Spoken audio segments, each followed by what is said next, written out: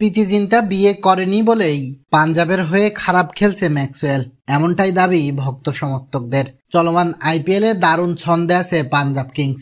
11 ম্যাচে 7 জয় নিয়ে পয়েন্ট টেবিলের 3-এ এখন ফ্র্যাঞ্চাইজিটি।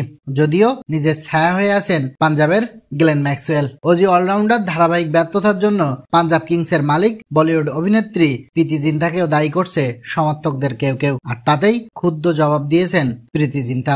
আইপিএলের সবশেষ নিলাম থেকে 4 কোটি 20 লাখ রুপিতে গ্লেন ম্যাক্সওয়েলকে কিনেছিল পাঞ্জাব কিংস, কিন্তু মাঠে নিজের নামের প্রতি সুবিচার করতে পারছেন না, দল থেকে বাদ পড়েছেন। ম্যাক্সওয়েল খারাপ খেলায় কয়েকজন প্রীতি জিন্টাকে দায়ী করছেন, তাদের পাল্টা জবাব দিয়েছেন পাঞ্জাবের মালকিন। সামাজিক যোগাযোগ মাধ্যমে একজন লিখেছেন, ম্যাম, ম্যাক্সওয়েলের সঙ্গে আপনার বিয়ে হয়নি বলেই কি ও আপনার দলের হয়ে ভালো খেলছে না?